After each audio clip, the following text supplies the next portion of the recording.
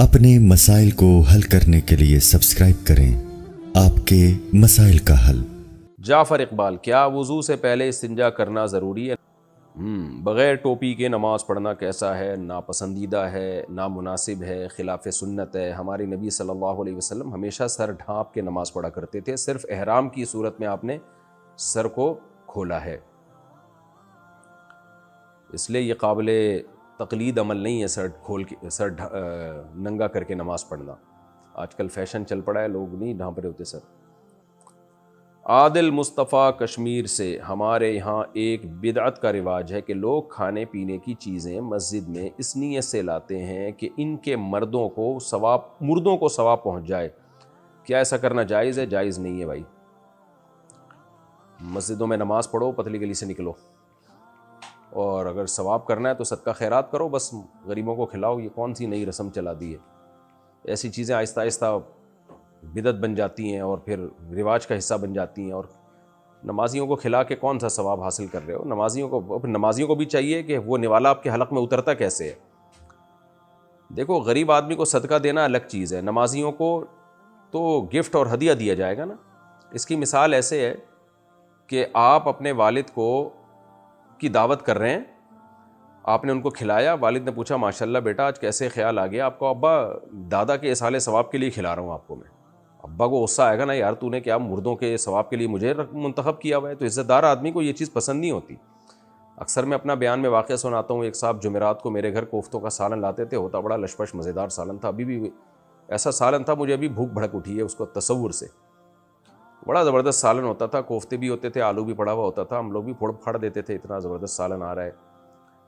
तो हर जुमेरात को लाते थे। तो मुझे जुमेरात के दिन से थोड़ा सा वहम हो गया कि यार कुछ चक्कर तो नहीं है। मैंने पूछा कि ये आप माशाल्लाह खिदमत कर रहे हैं, खैरियत? हर जुमेरात को लाते हैं और कोफ्ते ही होते हैं। कहते हैं असल में मेरी वालदा का इंतकाल हुआ है तो उनके इसाले सवाब के लिए आपको खिला रहा हूँ। मैंने कहा यार हम खाते पीते लोग हैं यार, आपने अम्मा के सवाब पहुँचाना है तो किसी गरीब को खिला दो भाई। तो थोड़ी बहुत भी इंसान को अगर थोड़ी सी उसमें गैरत हो ना, तो उसको बुरा लगता है कि किसी के इसाले सवाब के लिए मुझे खिला रहे हो। भाई हमें वैसी मोहब्बत में खिला दो तो खा लेंगे हम, लेकिन सवाब पहुँचाना है तो जाओ गरीबों को खिलाओ भाई। तो चाहे आदमी गरीब भी हो तो भी उसको ये चीज़ अच्छी नहीं लगती है। तो इसलिए मस्जिदों में ला के अब्बा के सवाब के लिए नमाजी को खिला रहे हैं और नमाजी भी मुस्टंडों की तरह खा रहे हैं, तो ये बुरा अमल है, इससे इज्तिनाब करें। अच्छा मेरे भाई, ये ऐसा ही है ना, एक समोसा खिला दिया नानी के सवाब के लिए, उसको एक पकोड़ा खिला दिया चाचू के सवाब के लिए। ये क्या हो रहा है? What's going on? अच्छा मेरे भाई। जाफ़र इकबाल, क्या वज़ू से पहले इस्तिंजा करना ज़रूरी है? नहीं भाई, कुछ लोगों को हमने देखा है पता नहीं वज़ू से पहले लाजमी वॉशरूम में घुस रहे होते हैं। भाई वॉशरूम में घुसने का टाइम तो जब है जब आपको वॉशरूम आ रहा हो, नहीं आ रहा तो नमाज का इससे कोई ताल्लुक़ नहीं है वॉशरूम का। तो हमारे हज़रत मुफ्ती रशीद अहमद साहब रहमतुल्लाह ताला तो मस्जिदों में वॉशरूम बनाने के कायल ही नहीं थे। वो तो एक लफ्ज़ बोलते थे, कहते हैं ये लोगों को हगाने मुताने का ठेका मस्जिदों ने पता नहीं क्यों ले लिया है।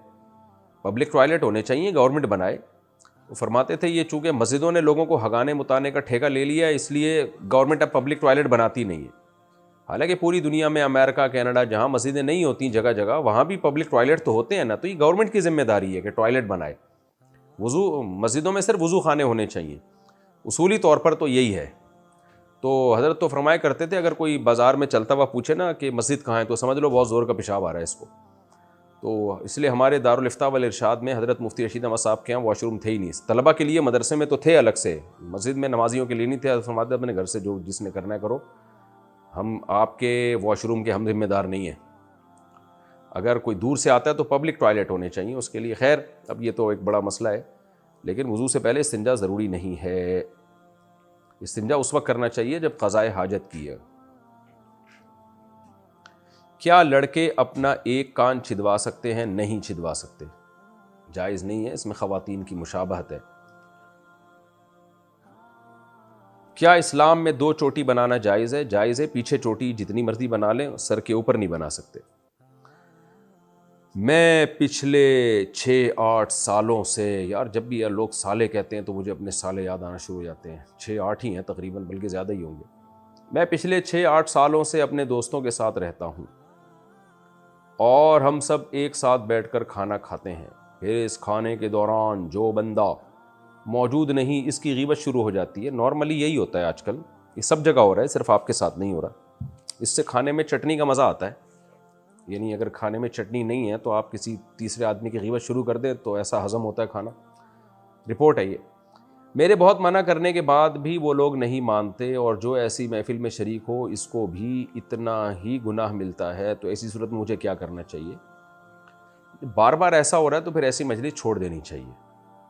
اس سے انسان کی سوچ میں نیگیٹیوٹی پیدا ہوتی ہے، منفی سوچ پیدا ہوتی ہے، بلا وجہ لوگوں سے بدگمان ہوتا ہے، پھر انسان ماحول سے متاثر بھی ہوتا ہے، اس کی بھی یہی عادت ہو جاتی ہے غیبتیں کرنے کی۔ میں نے اپنی زندگی میں ایسے لوگ دیکھے ان کو غیبت سے بہت نفرت ہوتی ہے، کوئی بیٹھ کے ان کے سامنے کسی کی برائی کرے نا وہ اٹھ کے چلے جاتے ہیں، وہ ان کی زندگی بڑی سکون سے گزرتی ہے۔ تو اس لیے آپ دوستوں کو منع کیا کریں، اور پھر بھی ہر دفعہ میں یہی ہو رہا ہے تو پھر جو ہے ایسے گیدرنگ سے ایوائڈ کرنا چاہیے۔ میری بیگم 21 سال کی ہے اور میرے 2 بچے ہیں اور دونوں آپریشن سے ہیں، اور میرا چھوٹا بچہ ابھی 5 مہینے کا ہے، اور میری بیوی پریگننٹ ہے جو اس کے لیے کمزوری کا سبب ہے، تو ایسی صورت میں ہم حمل ضائع کرا سکتے ہیں؟ دیکھیں، یہ بچہ آپ کا 5 مہینے کا ہو اور بیوی دوبارہ پریگننٹ ہو جائے تو اس سے کوئی مسئلہ ہوتا نہیں ہے۔ یہ تو میڈیا نے بہت بڑا مسئلہ بنا کے پیش کر دیا ہے پریگننٹ عورت کے پریگننٹ ہونے کو، کہ پتہ نہیں کیا ہو جاتا ہے۔ یہ تو نیچرل ہے، پریگننسی نہ ہونا تو مسئلہ ہے، پریگننسی ہونا کوئی مسئلہ نہیں ہے۔ تو بچہ اگر 5 مہینے کا ہے اور دوبارہ پریگننسی ہو گئی تو اس میں کوئی حرج نہیں ہے۔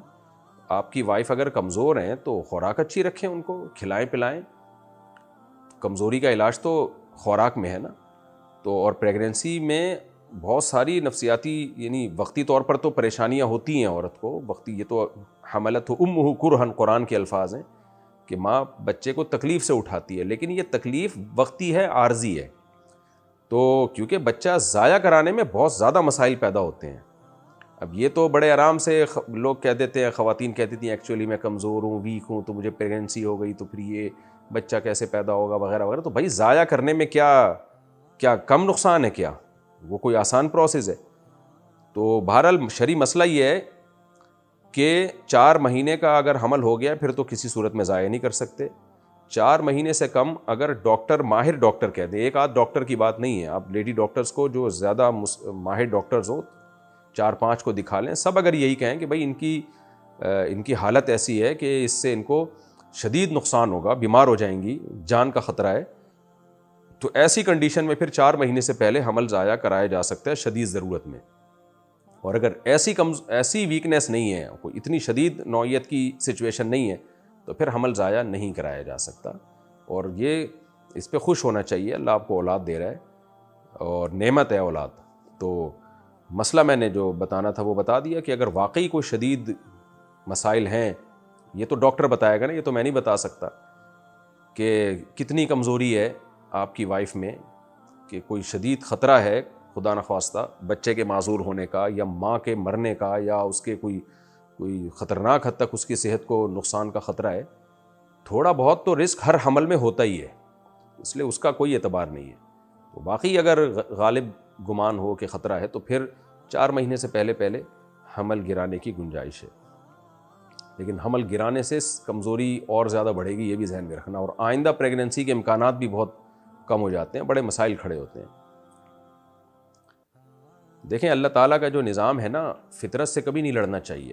اگر آپ کا بچہ 5 مہینے کا ہے اور وائف کو پریگننسی دوبارہ ہو گئی، عام طور پر ہوتی نہیں ہے، جب خواتین بچے کو دودھ پلاتی ہیں تو پریگننٹ نہیں ہوتی، وہ یہ قدرت کا ایک نظام ہے۔ اگر وہ ہو گئی ہیں تو اس کا مطلب اللہ نے اتنی صلاحیت رکھی ہوتی ہے، کیونکہ جیسے حدیث میں آتا ہے نا، تزوج الودود الولود، اس عورت سے نکاح کرو جو کثرت سے اولاد دے۔ تو کثرت سے اولاد کا کیسے پتہ چلتا ہے؟ بعض خواتین میں اللہ نے یہ صلاحیت رکھی ہوتی ہے کہ ان کو وہ جلدی پریگننٹ ہو جاتی ہیں، جلدی بچہ جن لیتی ہیں، تو نبی نے حکم دیا کہ ایسی ہی عورت سے نکاح کرنا چاہیے، کیونکہ نکاح کا بنیادی مقصد ہی تکثیر نسل ہے، بچہ پیدا کرنا نہیں ہے، نسل بڑھانا ہے، یہ خوب سمجھ لیں۔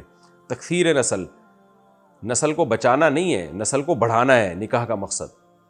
ہر جانور بھی جو مرد، ان کے جو میل فیمیل میں ملاپ ہوتا ہے نا، وہ نسل بچانے کے لیے نہیں ہوتا، وہ نسل بڑھانے کے لیے ہوتا ہے. تو انسان تو مقصود کائنات ہے، اس میں اللہ مرد اور عورت کا ملاپ اس لیے رکھیں کہ بس 1-2 بچے پیدا ہوں تاکہ نسل باقی رہے. یہ کیسے ہو سکتا ہے بھائی؟ جب ہر مخلوق میں نسل کی بقا کے بجائے نسل بڑھانے کے لیے مرد اور عورت کا، نر اور مادہ کا ملاپ ہے، تو انسان جو مقصود کائنات ہے، جس کے لیے اس کائنات کو بنایا گیا، اس میں نسل بچانا مقصد نہیں ہے، نسل بڑھانا مقصد ہے. تو اس لیے پروپیگنڈے سے متاثر نہ ہو. جو شرعی مسئلہ تھا وہ میں نے بتا دیا. اگر کوئی لیڈی ڈاکٹرز کہتی ہیں آپ کو 2-4 کہ بھئی شدید خطرہ ہے، تو پھر گنجائش ہے بہرحال.